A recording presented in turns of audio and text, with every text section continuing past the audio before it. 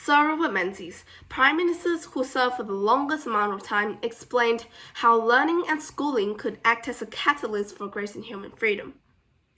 He said, "No society or country can confer the benefit of mental or spiritual freedom upon its members unless at the same time it encourages the search for truth and fearless facing of the problems of the intellect."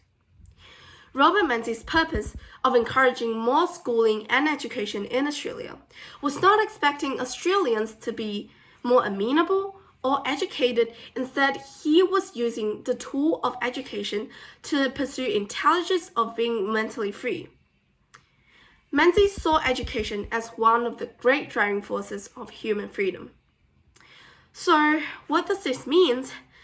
In simple words, let me give you an example. You're born in Afghanistan. You're a woman. You receive no fundamental education and you're trapped in your house unless your husband gives you a written permission to leave home. Well, even if you have a decent husband, going outside you will need to wear a burqa, which is a long garment covering yourself from head to toe. You're an illiterate and know nothing about what's going on around the world due to the lack of schooling. Your fundamental job as you get older is just to give birth to several children and run domestic chores within your home. Clearly, the absence of education provides very little opportunities to move beyond the domestic world. This is an inhuman country, right? You might just say. However, you are born with restrictions and you don't understand what this means, and you don't understand that this is abnormal. You say to yourself that this is what every woman is experiencing, and I am just one of them. As Australians, we receive fundamental education. Being in the situation of the Afghan woman, you will surely acknowledge that this is a morally incorrect situation. Why? Because in Australia, we were not just taught about math, English, science, anything but rights and freedom we have. Compared to Afghanistan, Australia is a successful country with its responsibilities of educating all levels of its society. So, how do we define Australia? Success. Is success defined by achieving higher academic results? According to the World Population Review, South Korea possesses the most challenging education system in the world. Well, South Korea is home to the most rigorous education system and college exam. Whereas Australia, on the other hand, ranks outside of the top 15 countries. Students in Australia were not just challenged by the Olympia questions, thousands of words of essays, but they are learning Australian history, including the sufferings experienced by Indigenous communities, legal rights of children, and more. While studying, students are attached to the current world. They can always project their voice and on equity and justice.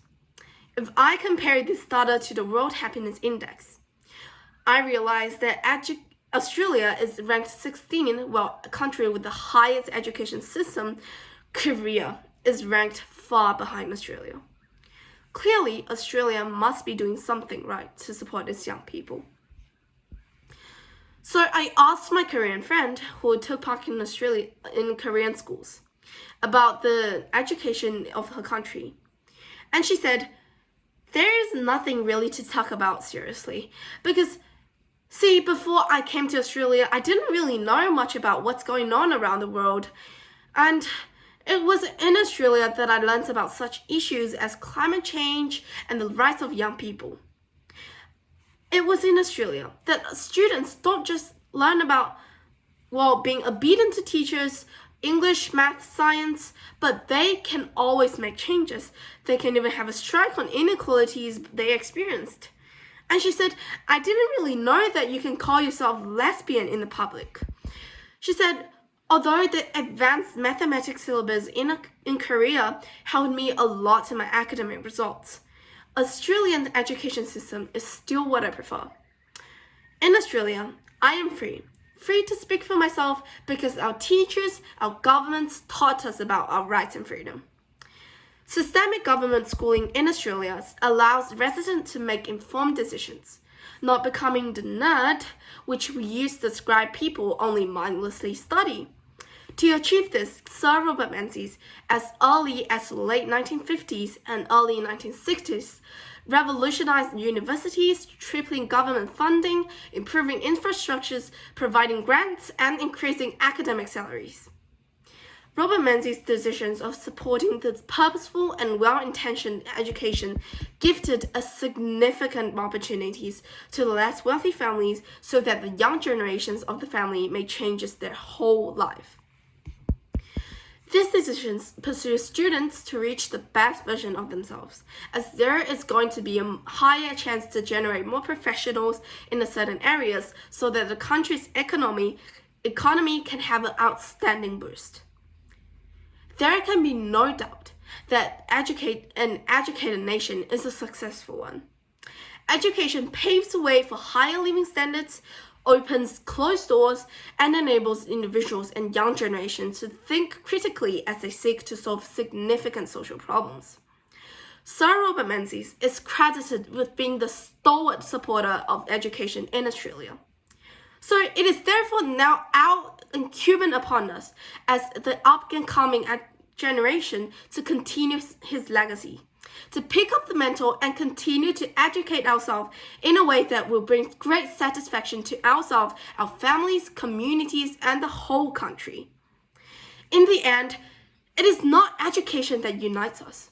It is education that sparks our potentials. It is education that generates a successful nation.